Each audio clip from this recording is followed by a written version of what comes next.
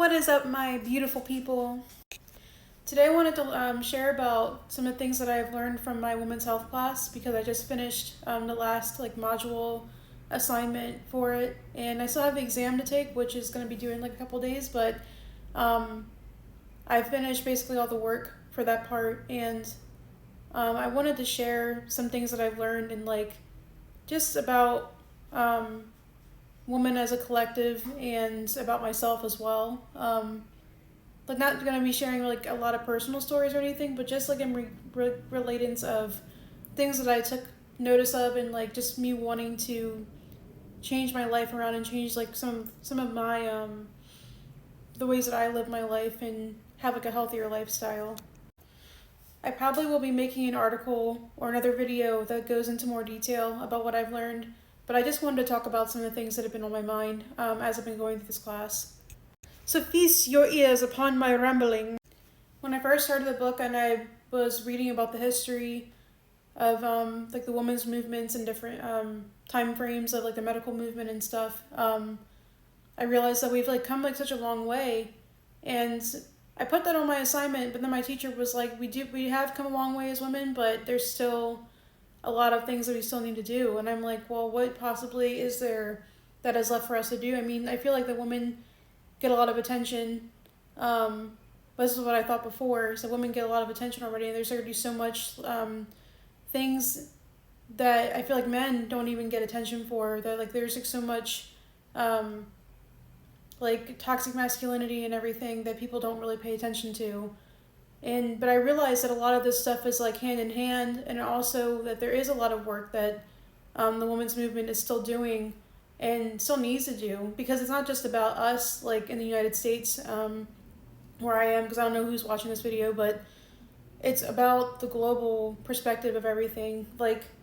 When it comes to how women are treated all over the place, especially in developing countries, a lot of women traditionally women are not seen as being, or they can't really be equals to men, or they can't have a superior job or something that might make them a lot of money, because women are seen to be more the housekeepers and the baby bearers and everything. So and that's still a thing that has kept going for centuries and centuries. And it makes you wonder the history behind these things, and the just the way that our bodies are made differently than men.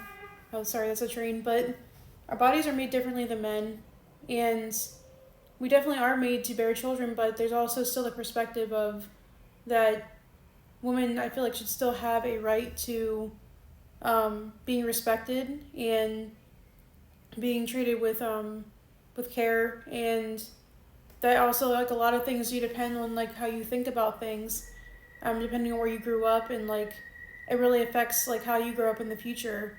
And when it comes to how you take care of yourself, the way that you eat food and exercise, or whether you do or don't, kind of stems from how you might have been treated while you were growing up, or even how you're being currently treated and stuff. And which is kind of an obvious thing, but it's it goes into so much more than just that. It's it affects so much of your body, and it's so crucial to have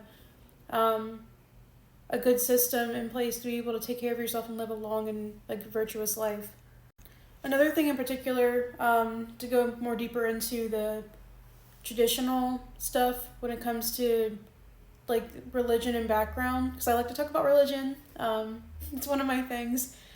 But most religions and traditions across the world believe that that sex is only safe within marriage and stuff. And a lot of religions teach these things, and it kind of reminds me of just so many times when I'm not, I'm not gonna try to go into details and stuff, but just about my experiences with different religious groups and stuff, and Christianity especially, when they're talking about when people are so weird about having sex before marriage, and doing all these different things, and having abstinence and stuff, because something, I think I had a different belief system back then of why, if I feel if people love each other, they should be able to express their feelings and stuff. But after reading this book and like realizing like the dangers of different things, I kind of understand that and have more respect towards people who practice abstinence, and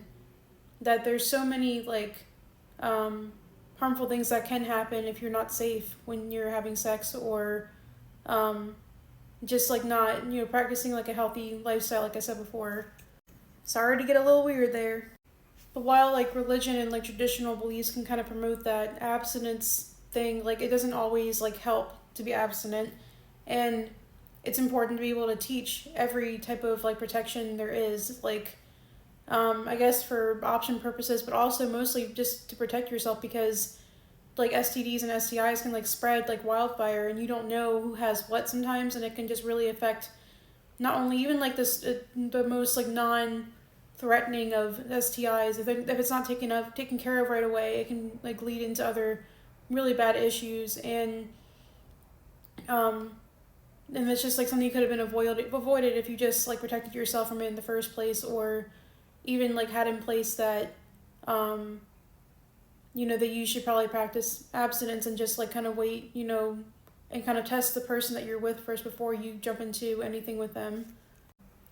But still talking about like the traditional beliefs and how women are treated in these traditional cultures, while they promote maybe like a healthy way to protect yourself from diseases or from unwanted pregnancies and stuff, there's still like a lot of cultures that still think that they have the upper hand, like if they're a man, that they might have the upper hand over a woman, and that it's okay to abuse a woman in the household. And I don't, like I said, it's kind of like in the back of my mind. I don't really have like all the statistics and stuff to like be able to prove like how many people get abused or whatever per year or something at the top of my head. But it's just really like sad that like it's both like a conduit of good behavior but also conduit of bad behavior, I guess, depending on who's in the household. But the thing is that like we need to be respecting each other anyway. Like, and I think that a lot of abuse stems from abuse like within childhood and stuff, like when you've witnessed it or when you've gone through your own kind of abuse as well. Like maybe you saw somebody like your mom or something getting abused, or maybe she was the abuser, or if you like were abused yourself in some type of way, like your parents hit you or they neglected you or some type of way, like then the anger, especially if it's like not taken care of right away, or like it wasn't brought to anybody's attention that it mattered, like you will carry that in your heart, and it'll just like manifest in different ways. And I think it's like important that we pay attention to these things, and it kind of makes me wonder, why, like, because men are also like subject to being like they can go through abuse as well, of course. And even when it comes to the R word, I'm not going to say it,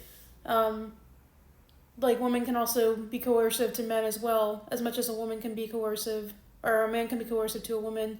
Maybe like less likely statistically, but they still experience it. So it's just like, what is like the men's side? I wish like, I probably will take maybe like when I further along my education, I'll probably look more into like men's health and like what affects men, and like why men maybe like act the way they do, because like I feel like men are kind of like mysterious to me. I think because maybe I'm a woman, but I think that like sometimes it's just we're all like the same when it comes to that needing of care and respect, and being able to have like a healthier lifestyle. And I think that sometimes when you're reading about it, when you're experiencing like the effects of living a healthy lifestyle, you kind of realize like how important it is. And sometimes like when you're doing, like if you're stressed out and you smoke and you need something to kind of like help you cope with like the stress that you're dealing with, like it's not always like easy to quit and to seek something healthy. But in the long run, it's about being healthy, and like if you do the right things, you'll have a longer life. There's the quote of, if you go the hard way, you'll have an easy life, and if you have an easy way, then you'll have a hard life, especially when it comes to the drug route and stuff too. But yeah, I just feel like I wanted to share, and I feel like it would be really helpful to share, and I feel like everybody should probably study something like this. I also wish that I studied it sooner. Anyway, if you like this video, and follow for more.